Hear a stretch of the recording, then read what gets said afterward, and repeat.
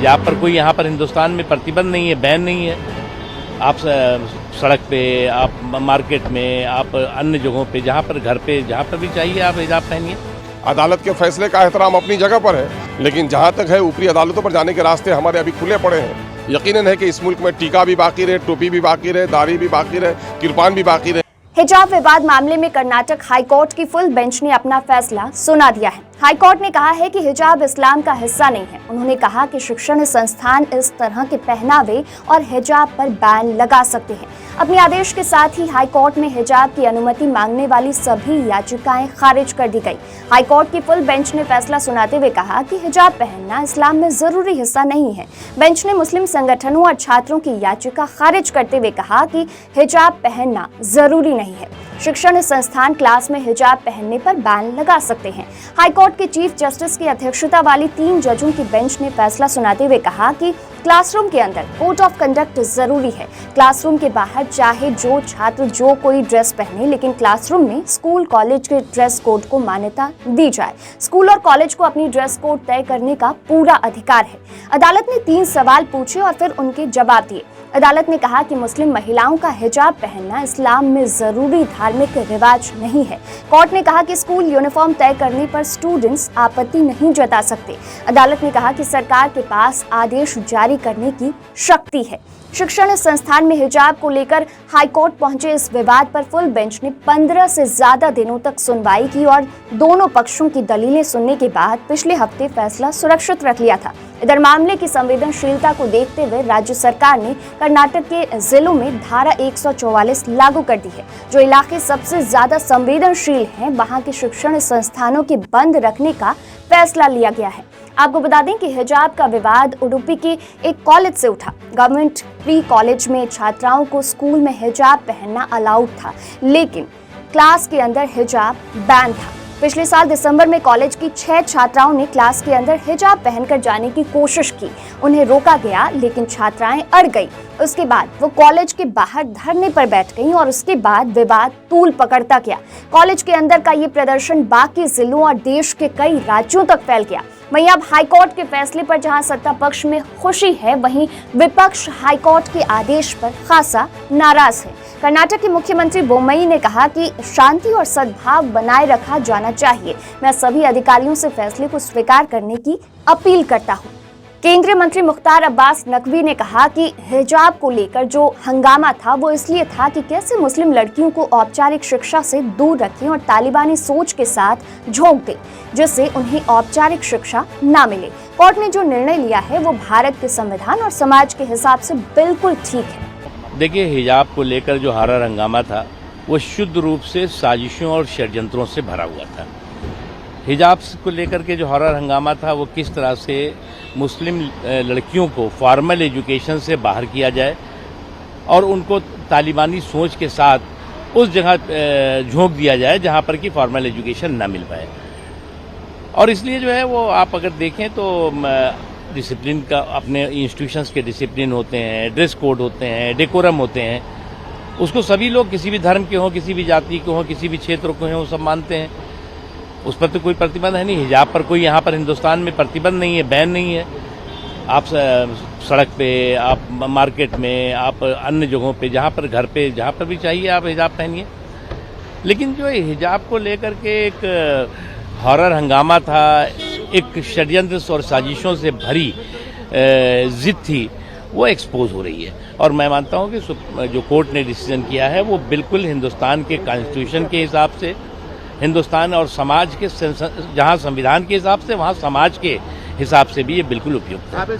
AIMIM प्रमुख असदुद्दीन ओवैसी ने कहा कि मैं हिजाब पर कर्नाटक हाईकोर्ट के फैसले से असहमत हूं।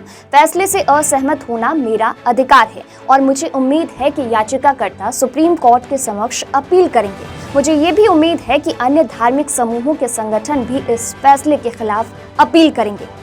हाईकोर्ट के फैसले पर प्रतिक्रिया देते हुए महबूबा मुफ्ती ने कहा कि कर्नाटक हाईकोर्ट का हिजाब प्रतिबंध को बनाए रखने का निर्णय बेहद निराशाजनक है। एक तरफ हम महिलाओं को सशक्त बनाने के बारे में बात करते हैं, फिर भी हम उन्हें एक साधारण विकल्प के अधिकार से वंचित कर रहे हैं। ये केवल धर्म से जुड़ा नहीं है, बल्कि चुनने की स्वतंत्रता से जुड़ा है। उमर अब्दुल्ला ने ट्वीट किया कि कर्नाटक हाईकोर्ट के फैसले से बहुत निराश हूं। आप हिजाब के बारे में कुछ भी सोच सकते हैं, ये कपड़े के बारे में नहीं है, ये एक महिला के अधिकार के बारे में है कि वह कैसे कपड़े पहनना चाहती है। कोर्ट ने इस मूल अधिकार को बरकरार नहीं रखा, ये एक मजाक है। बीजेपी नेता तेजस्वी सूर्या ने कहा कि समाज का एक वर्ग इस कदम से मुस्लिम लड़कियों को शिक्षा से वंचित करने की कोशिश कर रहा था। हालांकि हाईकोर्ट का निर्णय बालिकाओं की शिक्षा प्राप्त करने के अवसरों, अधिकारों और अधिक मजबूत करने वाला है। A section of the society was trying to deprive Muslim girls from embracing education and modernity. This step, this judgment of the High Court, however, is going to further strengthen the opportunities, rights of the girl children. Karnataka high court के हिजाब फैसले पर केंद्रीय मंत्री प्रहलाद जोशी ने कहा कि high court के निर्णय का स्वागत करता हूं। सभी लोगों से अपील करता हूं कि देश और राज्य को आगे बढ़ाएं। भी संबंधित लोगों से अपील करता हूं कि अभी देश और राज्य आगे बढ़ना है। ये संकुचित चीज़ों में हम नहीं पड़ना है। जो हाईकोर्ट का निर्णय है सबको पालन करके एक शांति का माहौल बना के रखना है। और जो छात्र जो है उनका मूलभूत काम है अध्ययन करना, ज्ञानार्जन करना, यही काम है। इसलिए सब छोड़ के अच्छे एक माहौल में, न हिंदू न मुस्लिम न कोई जातिवाद नहीं है, कुछ नहीं है, सब मिलके एक होके हम सब पढ़ाई करें। वहीं बॉलीवुड सिंगर विशाल दादलानी ने कहा कि तो अनिवार्य रूप से पसंद अब आवश्यक नहीं है, खासकर जब बात महिलाओं की हो। छी, किसी और को हमारी पुरानी तथाकथित भीख वाली आज़ादी याद आ रही है, क्योंकि यह बकवास चीज बिल्कुल आज़ादी की तरह नहीं दिख रही है। वहीं AIMIM विधायक अख्तरुल ईमान ने कहा कि ये अंतिम फैसला नहीं है, आगे के कोर्ट में हम जाएंगे। भारत में टीका, टोपी, दाढ़ी, कृपाण, सबकी इज्जत बाकी रहनी चाहिए और अपने हिसाब से रहने का अधिकार मिलना चाहिए। नहीं, कोर्ट का फैसला कोर्ट के फैसले के रूप में देख रहे हैं, लेकिन जहाँ तक हमारी तहजीब है, हमारी सकाफत है, हमारी मजहबी शनाख्त है, उसको बाकी रखने के लिए एक सेकुलर इंडिया में जो इस मुल्क के दस्तूर ने, आइन ने, हमारे भारत के आइन ने हमें इजाज़त दी है, उसके बचाव के लिए तो हम हर मुमकिन कोशिश करेंगे। अदालत के फैसले का एहतराम अपनी जगह पर है, लेकिन जहाँ तक है ऊपरी अदालतों पर जाने के रास्ते हमारे अभी खुले पड़े हैं। यकीनन है कि इस मुल्क में टीका भी बाकी रहे, टोपी भी बाकी रहे, दाढ़ी भी बाकी रहे, कृपान भी बाकी रहे। सारे लोगों को उनके मजहबी जो शियार हैं, उनके मजहबी जो पहचान है, उसके साथ रहने की इजाज़त होनी चाहिए। लेकिन बड़ी विडम्बना है यार कि इस मुल्क में सीता के बारे में रवायत आती है कि सीता को दरबारियों ने भी उसका रूप नहीं देखा था। इस मुल्क में लोग नंगे रहने के लिए तैयार हैं, तो नंगेपन के लिए लोग तो तैयार हैं, लेकिन कोई अगर पर्दे में रहना चाह रहा है तो न जाने लोगों के चेहरों पे क्यों खुजली होने लगी है, बात समझ में नहीं आती है।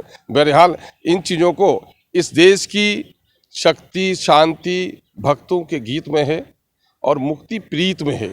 नफ़रत की सौदागरी नहीं चलेगी और इस मामले को ज़्यादा वो लोग उछाल रहे हैं जो लोग नफ़रत की सौदागरी करते हैं। लेकिन चूँकि अदालत का एक फैसला आया है तो अदालत का फैसला है, हम ऊपरी अदालतों की तरफ जाने की कोशिश करेंगे।